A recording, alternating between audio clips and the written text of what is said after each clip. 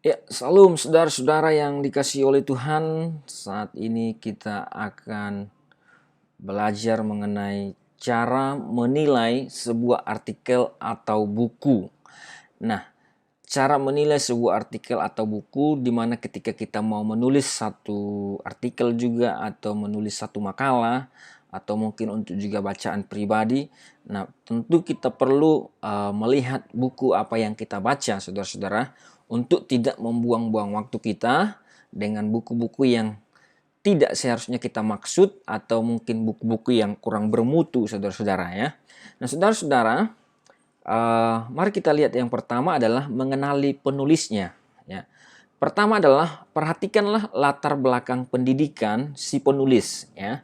Perhatikan latar belakang pendidikannya, lulusannya dari mana, saudara-saudara ya.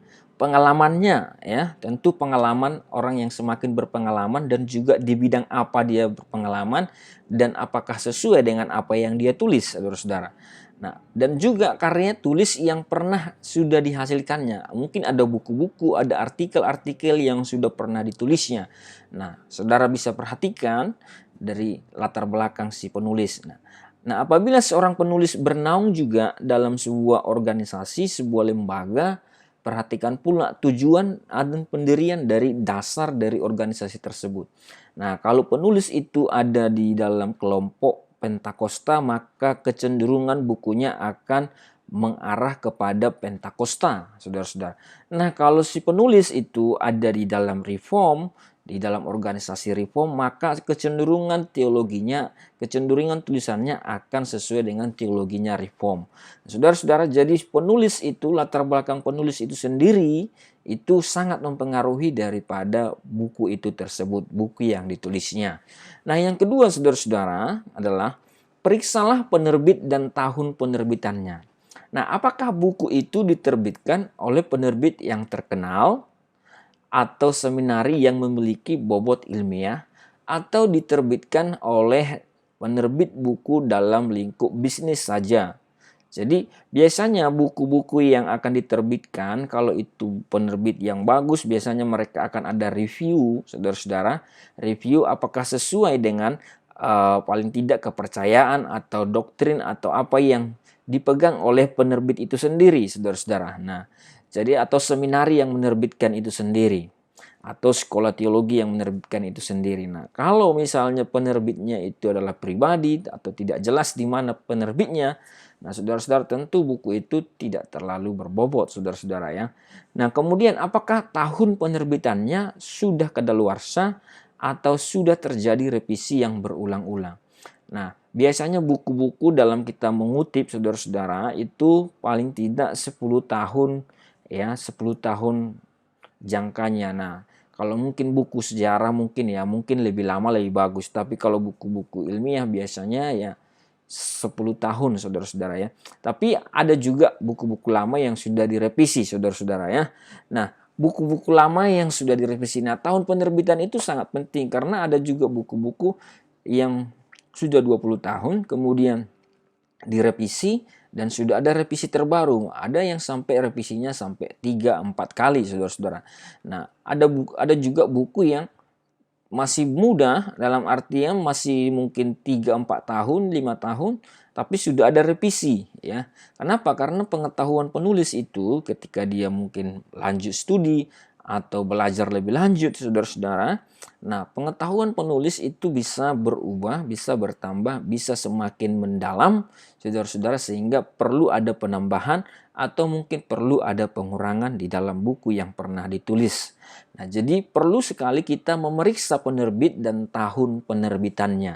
Nah, yang ketiga saudara-saudara adalah menilai isi dan bobot dari artikel atau buku tersebut.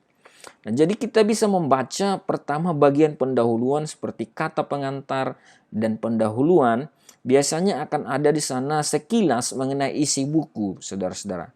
Jadi mari kita perhatikan apakah argumentasi atau cara penulis itu berpikir sudah cukup objektif atau hanya subjektif. Karena biasanya tulisan yang berkualitas adalah tulisan yang mampu berinteraksi dengan literatur-literatur lain. Jadi saudara-saudara ketika kita membaca sekilas buku tersebut, maka mari kita lihat juga daftar isinya, daftar pustaka. Mari lihat juga bab-bab yang ada di dalam buku itu tersebut, dan juga kita lihat sub-sub tema yang ada. Apakah isinya itu sistematis, apakah berbobot, apakah ada interaksi antara penulis dengan buku-buku lain, dengan literatur-literatur lain, atau hanya pengalaman si penulis saja, atau hanya pandangan subjektif si penulis saja. Nah, tentu itu kurang berbobot kalau hanya saja pandangan si penulis atau mungkin buku pengalaman saja, saudara-saudara. Nah, yang keempat mengenali gaya penulisan ya. Tersusun rapi dan logis. Apakah gaya penulisannya tersusun rapi dan logis, sistematis? Nah, dari sini kita bisa melihat pokok-pokok pikiran penulis apakah tersaji dalam butir-butir yang jelas. Kita bisa melihat di dalam bab-bab yang ada, kemudian sub-sub babnya, sub-sub tema yang ada, apakah itu tersusun rapi, apakah logis hubungannya, apakah ada benang merah yang mengikat antara bab 1 ke bab 2 ke bab 3, antara subtema 1, subtema 2, subtema, dan selanjutnya. Apakah penulis justru cenderung mengulang-ulang pembahasannya, atau sebaliknya, buku itu sangat berisi, sangat padat. Nah, saudara-saudara, mari kenali gaya penulisan, ya, gaya penulisan. Nah, apakah diulang-ulang atau sistematis? Nah, saudara-saudara, ada 4 tadi, ya, ada 4 yang menjadi, saudara-saudara, yang menjadi cara kita menilai sebuah buku atau artikel, saudara-saudara. Yang pertama adalah mengenali penulis, yang kedua memeriksa penerbit dan tahun penerbitannya, dan yang ketiga adalah menilai isi bobot dari artikel atau buku tersebut, dan yang keempat adalah mengenali gaya penulisannya. Nah, saudara-saudara, kiranya ketika kita membaca buku, maka dengan 4 cara ini, setidaknya kita tidak lagi membuang waktu, saudara-saudara, dengan membaca keseluruhan buku, padahal setelah selesai kita baca ternyata tidak sesuai dengan apa yang kita maksud, tidak sesuai dengan mungkin apa yang kita percaya, sehingga seperti waktu kita sia-sia. Nah, dengan memakai 4 cara ini, maka paling tidak kita menghemat waktu dan juga kita bisa membaca lebih banyak buku dan lebih cepat, saudara-saudara, dan lebih mengenali isi dari buku tersebut. Nah, kiranya apa yang saya bagikan ini menjadi berkat bagi kita. Tuhan Yesus memberkati kita semua. Shalom.